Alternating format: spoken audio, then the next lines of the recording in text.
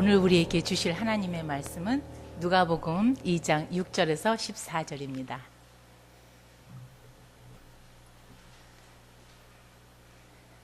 거기 있을 그때에 해산할 날이 차서 마다들을 낳아 강보로 싸서 구유에 뉘었으니 이는 사관에 있을 곳이 없음이로라. 그 지경의 목자들이 밖에서 밤에 자기 양떼를 지키더니 주의 사자가 곁에 서고 주의 영광이 저희를 두루비침에 크게 무서워하는지라. 천사가 이르되 무서워 말라. 보라, 내가 온 백성에게 미칠 큰 기쁨의 좋은 소식을 너희에게 전하노라.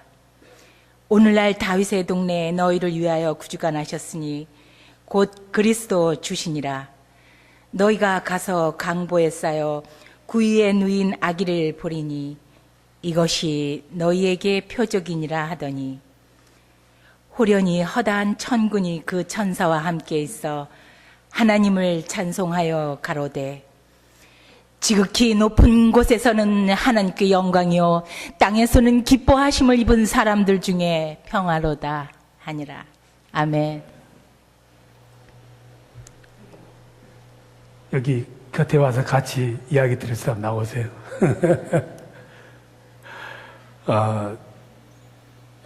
예배 드릴 때 꼭 강대상이 있어서 되는 건 아니에요. 우리가 항상 이 고정관념을 못 깨뜨리면은 문제가 많습니다. 예. 또 앉아서 말씀 전한다고 해서 신성 모독되는 것도 아니죠. 예. 형식이나 눈에 보이는 게 중요한 게 아니에요. 우리가 기대하고 고대했던 사람이 이 땅을 떠났어요.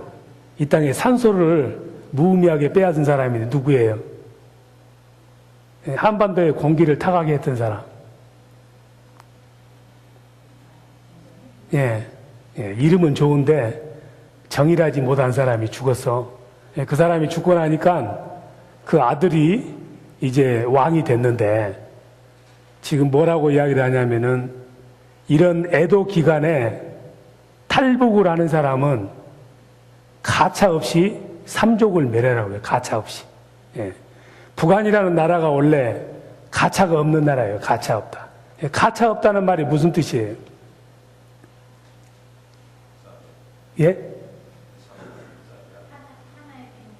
인정사정 볼 거 없이 바늘로 쑤셔도 피 한 방울 안 날 만큼 아주 차가운 상황을 가차 없다. 이렇게 가차 없이 다 죽여라. 이렇게 이야기를 했어요.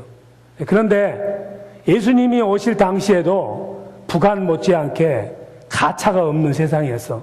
인정이 없고 사람들이 악하고 그래서 400여 년 동안 선지자도 없었고 하나님의 말씀도 없었습니다.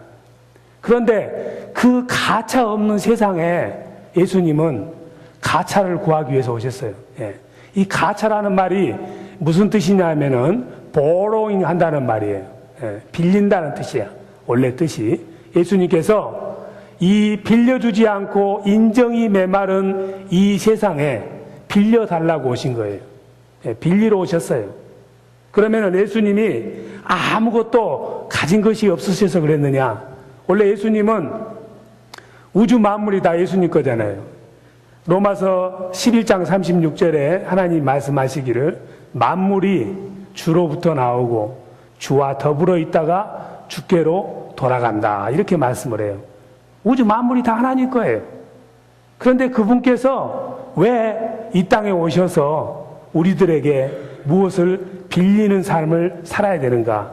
그처럼 가난한 삶을 살아야 되는가? 요즘 말로 하면은 찢어지게 가난했어요. 찢어지게 가난했어. 그래서 예수님이 가진 소유는 십자가에 돌아가실 때 마지막 입었던 겉옷과 속옷밖에는 다른 게 아무것도 없었어요. 그것마저도 다 주고 갔어.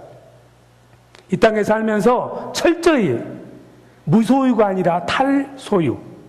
소유를 아무것도 가지지 아니하고 이 땅에 사시다가 돌아가신 거예요. 그래서 오늘 이 성경 본문을 보면은 사관에 머물 곳이 없어서 예수님께서 외양간 구유에 누워 계시다. 근데 그게 표적이다. 이렇게 말씀하셔요. 구유에 누워 계신 것이 왜 표적일까? 표적이라는 말은 헬라어로는 쉐메이온이라고 해서 어떤 증거, 어떤 기적, 어떤 앞으로의 애언, 뭐 이런 의미가 많이 들어있는 건데, 구유에 누워 계신 예수님이 너희들에게 보일 표적이다. 그분이 구세주라는 표적이다. 근데 왜 구유에, 외양간에 계셨을까? 그게 무슨 표적일까? 우리에게 무슨 의미가 있을까? 그 구유가 누구 거예요? 예? 말코. 그러면 예수님이 말에게 구유 사용료를 냈을까요? 예수님께서는 누울 자리가 없어가지고 짐승 밥통에 누워 계셨는데 그것은 빌려서 누워 계신 거예요. 사람들이 안 빌려주니까 짐승에게 빌린 거예요. 그만큼 가난하셔서 세상에 빌릴 것이 없어서 그 나귀가 먹는 먹이통을 빌려가지고 잠깐 거기에 누워 계셨다니까요. 예수님은 이 땅에 오는 순간부터 빌리기로 작정하고 오신 거예요. 그 예수님 좋아하겠어요? 싫어하겠어요? 사람들이? 싫어하지. 제가 맨날 집사님 만나면은 주일마다 매일 전화해요. 집사님, 만불만 꿔주세요. 만불만 꿔주세요. 그러면 딱 코너에 제 이름이 뜨면 어떡할 것 같아? 안 떠버리지. 안 받아버리지. 또 돈 꿔주라고 할 건데. 근데 예수님은 이 땅에 오셔가지고 모든 것을 할 때마다 우리에게 빌려달라고 그러신 거야. 사람들이 예수님이 싫어. 자기 먹을 것은 자기가 챙겨야지. 왜 빌려달라고 그래? 그래서 세상에서도 자수성가한 사람을 훌륭한 사람으로 치는 거예요. 부모가 아무리 가난해도 자기 혼자 열심히 일해가지고 큰 기업을 이룬다 할지 이런 사람들은 존경을 받아. 그런데 평생 여러분들이 길 가다 보면은 불쌍한 모습하고 집이 없습니다. 이거 차 이렇게 서 있는 사람 보면은 마음이 어때요? 불쌍한 생각이 들지. 예. 이처럼 남에게 피해를 끼치고 남에게 빌리고 남을 의지하고 사는 것은 세상에서 존경을 받지를 못합니다. 그런데 예수님은 이 땅에 오셔서 우리에게 다 빌리셔. 그런데 빌리는 게 없어서 빌리신 것이 아니에요. 다 하나님 거야. 그런데 빌리셔. 왜 빌리실까? 이 땅에 오시면서 예수님은 잉태될 때부터 빌렸어. 하나님이 아내가 있어요, 없어요? 없지. 여자가 없으면 어떻게 자식을 낳을 수 있어, 하나님이? 자식을 낳을 방법이 없어. 그렇다고 해서 하나님이 결혼할 수도 없잖아. 하나님이신데. 그런데 하나님께서 이 땅에 인간의 몸을 입고 올라오고 보니까 사람하고 결혼할 수가 없잖아요. 예? 그래서 할 수 없이 동정녀 마리아의 몸을 빌렸어. 언제? 9개월 동안. 사람의 몸을 입고 와야 되기 때문에 결혼할 수 없는 하나님께서는 마리아의 몸을 빌려서 육신을 입고 이 땅에 오신 거예요. 이 땅에 오시기로 작정한 순간부터 사람에게 빌리기로 작정하셨어. 빌리고 9개월 동안 빌린 다음에 이제 나올 때가 됐는데 또 해산하는 뭐라고 하지? 산부인과 병원도 못 가니까는 그냥 구유관에서 구유에 낳았는데 그 구유와 애양간도 예수님 것이 아니에요. 지나가다가 빌려서 쓴 거야. 나중에 예수님께서는 가나 혼인잔치가 있었는데 가나 혼인잔치에서 물과 항아리를 가지고 포도주를 만들었는데 그 물 항아리 하인 다 예수님 거 아니에요. 다 빌려 쓴 거예요. 나중에 예수님께서 공생애를 시작하셔가지고 베드로가 그물을 고기를 낚고 있는 갈릴리에 갔습니다. 갈릴리에 가가지고 베드로에게 배 좀 빌려달라고 그랬어요. 배 좀 빌려달라고. 뭐 하려고? 설교하려고. 베드로가 배를 빌려줬어. 배를 빌려주니까 그 배 위에 올라가셔가지고 배를 해변에서 좀 멀리 떨어지게 한 다음에 해변에 있는 사람들에게 설교를 했는데 자기 것 없으면 말지 왜 비를 달라고 그래. 베드로가 그때는 기분이 별로 좋지도 않아요. 저녁 내 고기를 낚았지만 한 마리도 낚지 못하는 그런 기분 나쁜 상태임에도 불구하고 배 좀 빌려줘. 이렇게 요청을 하는 거예요. 예수님께서 나중에 예루살렘 성에 들어갔습니다. 그냥 자기 발로 걸어가면 되잖아요. 근데 제자들에게 이야기를 했어. 저 건너편에 가면은 새끼 나귀가 있는데 그 나귀 주인에게 내가 그 새끼 나귀를 좀 타고 예루살렘 그 성에 갈 테니까 빌려달라고 해라. 아주 빌리는 데는 아주 천재적인 소질을 가지고 계셨어. 태어나는 순간부터 죽는 순간까지 예수님은 그저 우리들에게 모든 것을 다 빌렸어. 그런 예수님 사랑스러워? 내 재산 축내는데. 태어날 때도 빌리더니 돌아가셔가지고도 빌리네. 나중에 돌아가셔가지고 묻을 데가 없으니까 다른 사람이 자기 무덤으로 쓰려는 무덤에 살짝 3일 동안 렌트해서 계시다가 부활하셔서 천국으로 가셨어. 그래서 예수님을 사람들은 싫어해. 왜? 빌려달라고 하니까. 그런데 예수님이 뭐가 없어서 빌려달라고 했을까? 왜 예수님이 우주 만물을 창조하신 그 하나님이 왜 우리에게 물질이든 시간이든 마음이든 무엇이든지 이렇게 빌려달라고 그러실까? 왜 빌려달라고 할 것 같아요? 왜? 여러분도 남이 자꾸 빌려달라고 하면 싫은데 그걸 알고 있음에도 불구하고 예수님 우리에게 빌려달라고 그래. 배도 빌려달라, 무덤도 빌려달라, 네 몸도 빌려달라, 나귀도 빌려달라, 돈도 빌려달라, 별걸 다 빌려달라고 그래. 다 빌렸어. 왜? 예수님께서 모든 것을 이 땅에 오셔서 빌려 쓰셨을까? 그 이유는 우리에게 복을 주기 위해서. 그렇게 가난한 모습으로 오신 이유가, 빌려야만이 사는 모습으로 오신 이유가 우리를 부욕해 하기 위해서 빌렸다 이 말이에요. 그게 고린도후서 8장 9절 말씀입니다. 고린도서 8장 9절 말씀에 예수님께서 그처럼 가난한 거지와 같은 모습으로 이 땅에 오신 이유는 너희들로 하여금 부자가 되도록 하기 위해서 그렇다 이 말이에요. 그래서 이 미국은 그 예수님의 빌리는 정신이 아주 잘된 나라야. 돈 세는 것 보면 알아. 한국 사람은 더 줘잖아. 근데 미국 사람들은 다 돈이 없네. 한 100불짜리 쓰네. 미국 사람들은 뭐냐? 꿔줄까? 빌려가? 이렇게 써. 하나, 둘, 셋, 몇 개 꿔줄까? 빌려준다, 이 말이에요. 빌리는 사회가 미국이에요. 미국은 살다 보면은 돈 갚다가 끝나면 인생이 끝나는 거예요. 제가 한 7, 8년 전에 한국에서 미국으로 살러 온 사람이 있는데 이 사람이 사진을 잘 찍어. 사진을 잘 찍는데 친구가 어디 올랜드 파크인가 산다나?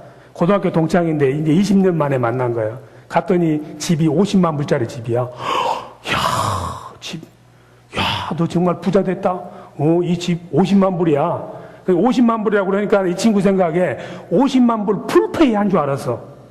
풀페이 한 줄 알아가지고 그 친구가 초청했으니까 그 친구가 이제 물어보는 거야. 너 얼마 가져왔냐? 그러니까 20만 불 가져왔는데, 우리 사업 한번 해보자. 그 20만 불 나 좀 꿔줘. 딱 생각해보니까 집이 50만 불이니까 20만 불 꿔줘도 저 집 팔면은 받을 것 같거든. 그래서 20만 불 딱 꿔줬어. 근데 사기쳐버렸어. 돈 달라고 그러니까 못 줘. 주고 싶어도 못 주는 거예요. 왜? 미국에서 잘 알다시피 50만 불 집이라고 해봐야 자기 돈 얼마야? 10만 불밖에 안 되지. 돈 못 갚아줘가지고 둘이 원수돼가지고 한국 가버렸어. 그러니까 이 미국이라는 사회 자체가 꾸는 사회야. 그래서 미국은 생산이 경제를 움직이는 것이 아니라 소비가 경제를 움직여요. 소비가 잘 돼야 생산이 이루어지는 나라야. 좀 하나님의 법칙대로 움직이는 나라가 미국이고, 아시아는, 한국은 돈 셀 때도 내 거 더 줘. 미국은 꼭 갈래 하면서 더 꼬가 이렇게 쉬는 거예요. 예수님께서 우리에게 빌리시는 이유는 우리 부자 만들려고 그랬다고 그러는데 그 말이 잘 이해가 안 될 거예요. 이해가 안 되는데, 여러분들이 부동산을 가지고 있으면은 내가 부동산을 5년 전에 50만 불 주고 샀어요. 50만 불 샀는데 갑자기 그쪽이 쇼핑센터가 생기면서 부동산 가격이 80만 불로 뛰었으면 팔까 말까? 팔아야지. 30만 불 버는데 원샷에 30만 불 딱 벌고 나면 그걸로 끝이야. 그런데 그때도 안 팔고 딱 기다리고 있으면은 거기 렌트비가 올라가가지고 투베드룸에 렌트비가 1200불 하던 것이 좋아지면은 렌트비가 1700불로 올라가면 500불씩 더 붙어. 안 팔고 그것을 내가 가지고 있으면은 10년이 되면은 30만 불보다 더 많이 남어. 그 말은 무슨 말씀이냐 하면은 우리를 부자스럽게 만든다는 이야기는 예수님께서 우리에게 빌리셔가지고 그 빌리면 어떻게 다른 사람에게 뭐 빌렸으면은 이자를 갚아줘야 될 거 아니에요. 예수님께서는 우리의 소유한 것을 빌리셔가지고 그 사용료를 우리에게 지불해 주시는데 마치 여러분들이 은행에서 돈을 꾸면은 그 꾼 돈에 대해서 이자를 지급하듯이 예수님도 필요한 것이 우리들에게 빌려 받으시면은 거기에 상응하는 대가를 이자를 쳐서 지불을 해준다는 이야기야. 그 말이 정말 믿어지는지 안 믿어지는지 모르겠지만은 정말 그렇습니다. 베드로가 갈릴리 바다에서 저녁 내 고기를 낚았지만 한 마리도 못 낚았잖아요. 누가복음 5장에 보면은. 근데 예수님이 오셔가지고 배 좀 빌려줘. 빌려줄 수 없는 상황인데 그렇게 하십시오 하고 배를 딱 빌려줬더니 어떤 일이 일어났어요? 예수님께서 배를 빌려 쓰셨으니까 감사하잖아. 그러니까 베드로에게 돈 버는 법을 가르쳐 준 거야. 야, 베드로야, 배 빌려줘서 참 고맙다. 자, 너 저 깊은 데로 가서 그물을 던져봐라. 던졌더니 어떻게 됐어요? 빈 배가 그냥 물에 가라앉을 만큼 많은 고기를 낚았어. 그 축복을 누린 이유가 가난하신 예수님에게 배를 빌려줬더니 그 사용료로다가 만선이 되는 축복을 주셨다 이 말이죠. 구약에 보면은 하나님에게 빌려드려가지고 엄청나게 축복받은 사람 이야기가 나옵니다. 사무엘상 한번 보도록 하겠습니다. 예. 사무엘상 1장 28절에 이런 말씀이 있어요. 예. 1장 28절. 누가 찾았습니까? 사무엘상 1장 28절에 이렇게 되어 있죠. 그러므로 나도 그를 여호와께 드리되 그의 평생을 여호와께 드리나이다 하고 그 아이는 거기서 여호와께 경배하니라. 이 하나라는 여자가 자식이 없었어요. 하나님에게 기도를 했더니 하나님이 아들을 하나 줬는데 아들 이름이 사무엘이야. 그런데 이 사무엘을 해나가 엘리 선지자에게 이 아들을 하나님에게 드립니다야. 그런데 하나님에게 드렸다는 말은 하나님에게 팔았다는 이야기가 아니고 이 아들은 죽었다 깨어나도 내 아들이야. 내가 배 아프게 난 내 자식이야. 누구도 이 자식의 소유권은 가져갈 수가 없어. 그런데 이 자식을 내 자식이지만은 하나님께서 쓰시도록 빌려드린 거야. 사용권을 주신 거야, 하나님에게. 자기 소유인 것을 하나님에게 빌려드렸어. 마음껏 이 사무엘을 하나님 뜻대로 사용하십시오 하고 딱 드렸더니 하나님께서 감동을 잡수셨어. 빌려준 값을 해주시는데 어떻게 해주시냐면은 사무엘상 2장 21절에 어떤 축복이 오냐면은 원래 자식이 하나도 없었는데 그 자식을 빌려줬더니 하나님에게 빌려드렸더니 마음껏 쓰시라고 드렸더니 하나님께서 사무엘상 2장 21절에 나중에 덤으로다가 아들 셋과 딸 둘을 더 줍니다. 하나님에게 빌려드리면은 하나님은 절대로 쓰고 나서 모른다 하지 않으셔.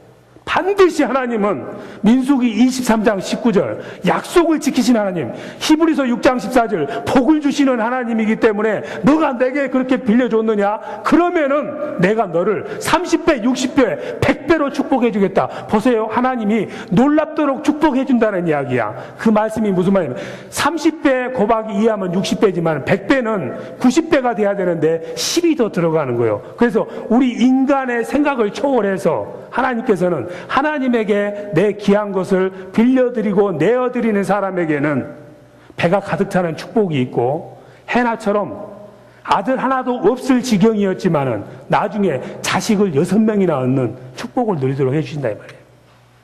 그런 복을 주기 위해서 예수님께서는 빌려달라. 내게 빌려달라고 말씀하시는 거예요. 성경에서 예수님에게 무엇이 되었든지 간에 자기 것을 빌려준 사람은 다 하나님으로부터 큰 은혜를 받았습니다. 그러면 우리가 하나님에게 무엇을 어떻게 빌려줄 것이냐? 복을 받기 위해서는 올바른 방법으로 하나님에게 빌려드려야 되는데, 하나님께서 먼저 모범을 보이셔서 빌려주는 방법은 이거다. 예. 바로 요한복음 3장 16절하고 로마서 8장 32절을 보면은 3장 16절에 뭐라고 됐어요? 하나님이 세상을 이처럼 사랑하사 독생자를 주셨으니 He gave His only Son. gave, 우리에게 하나밖에 없는 독생자를 주셨으니, 이 give라는 말이 헬라어로는 디돔입니다.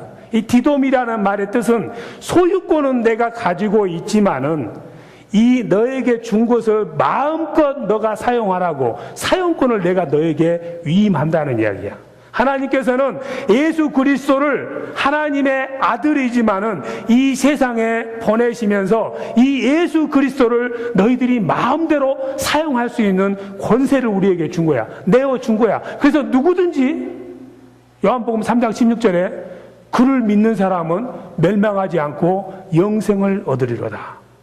룰 넘버 원, 하나님에게 드릴 때, 하나님이 예수님을 주실 때 가장 귀한 것, 하나밖에 없는 것, 도저히 이것은 줄 수 없는 것을 준 거예요. 우리도 하나님에게 드릴 때는 내가 가장 귀하게 여기고 내 삶에서 제일 중요하고 이것이 없으면 안 될 것 같은 것을 하나님에게 드려야 된다는 거예요. 옆집에서 뭐 빌려달라고 그러면은 제일 좋은 그릇을 빌려줘야 될 줄로 믿습니다. 목사님이 오면은 그릇을 금수저, 은수저로 좋은 걸로 해야 되는 줄로 믿습니다. 하나님이 빌려줄 때는 확실하게 너가 가장 중요하게 생각하는 것, 첫 번째를 빌려주라. 어떻게? 이처럼 사랑하사 기쁜 마음으로 차원하여서 빌려줄 때, 그럴 때 역사가 일어난다고 그래요. 그러니까 우리가 하나님에게 드릴 때는 그저 쓰다 남은 것이라 할지 내 삶의 꽁지머리에 있는 것을 드려서는 안 되고, 최고 내가 제일로 프라이어리티 넘버 원으로 지는 것을 하나님에게 기쁜 마음으로 드리면은 그런 사람에게 하나님께서 30배, 60배, 100배의 축복을 허락해 주실 줄로 믿습니다. 갈수록 이제 21세기에는 소유의 개념이 점점 사라집니다. 세상은 엄청나게 빨리 변해요. 그래서 우리가 이전에 생각지 못했던 렌트카 회사가 있고 리스 회사가 있고 별하별 임대 사업이 유행입니다. 요즘 21세기에 새로운 사업으로 각광을 받는 것이 바로 메쉬 비즈니스예요. 메쉬 비즈니스. 이 메쉬 비즈니스라는 건 뭐냐면은 원래 이렇게 묶음을 한다는 의미인데, 이 메쉬 비즈니스는 뭐냐면은 사람들이 어떤 물건을 필요할 때 제때 그 사람이 필요한 물건이나 영역이나 서비스를 빌려주고 되돌려 받거나 아니면 그것을 재활용하는 비즈니스예요. 그래서 유럽에 유행하는 집카라는 게 있어. 결국 소셜 네트워크가 발달하면서 이제는 공룡과 같이 자기 것 자기 혼자 독식하려는 기업은 죽는 거예요. 그래서 헐리우드나 블록버스터가 완전히 문 닫는 이유가 넷플릭스라는 기업이 나오면서 완전히 문 닫게 됐어요. 왜냐하면 넷플릭스라는 것은 결국은 빌려주는 개념을 확실하게 했기 때문에 우편으로 발송을 해주면서 헐리우드나 블록버스터가 다 문을 닫게 된 거예요.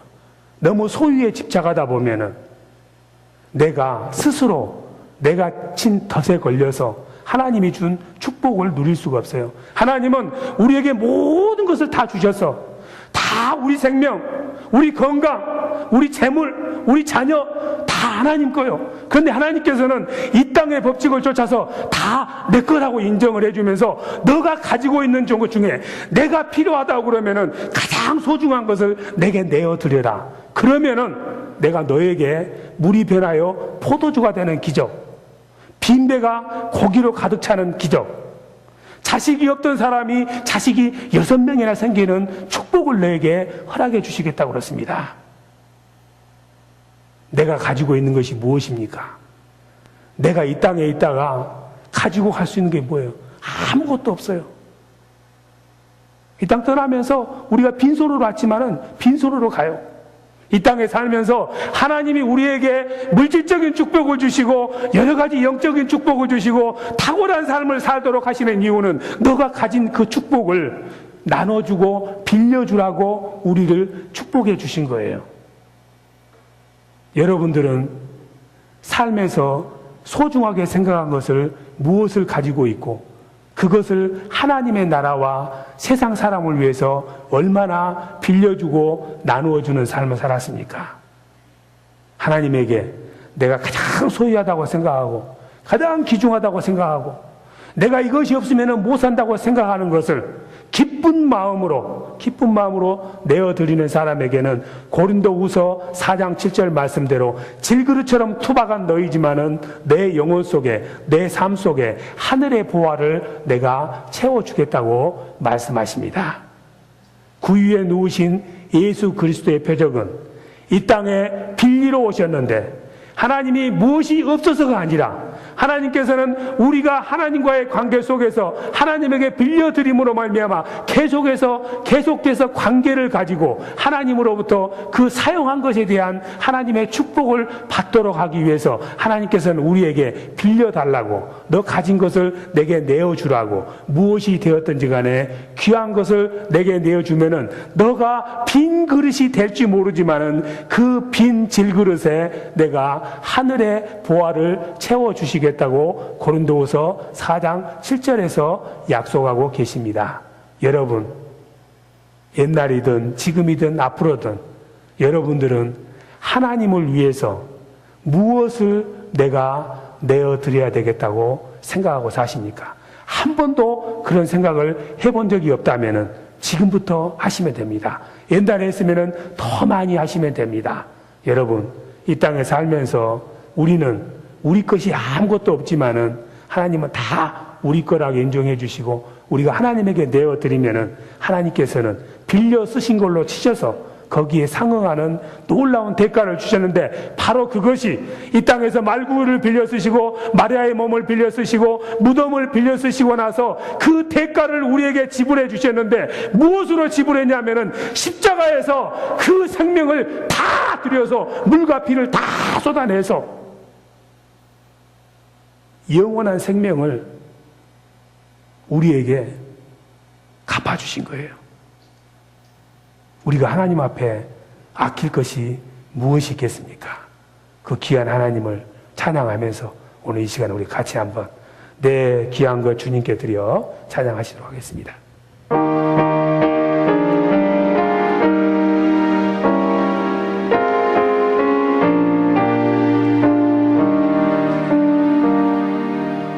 우리의 귀한 것 모두 주님께 바치어도 한 번의 생명을 주신 그 사랑 곱감에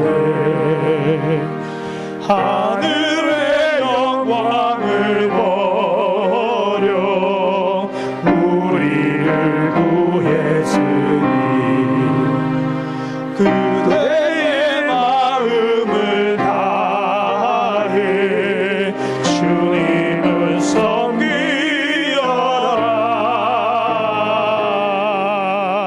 주님께 귀한 것 드려 절대 힘나라.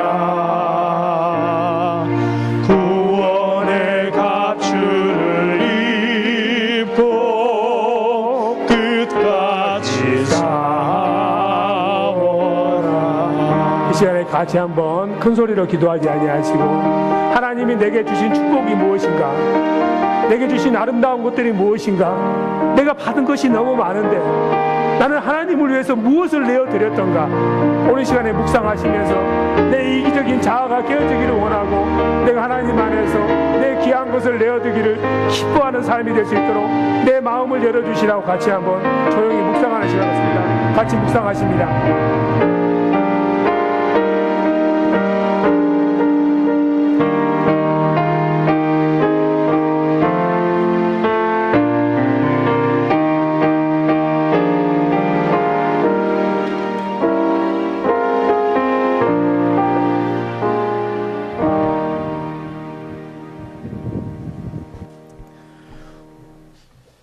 오늘은 특별히 강동원 학생의 특별 연주를 들으시면서 함께 기도하는 마음으로 봉헌하도록 하겠습니다.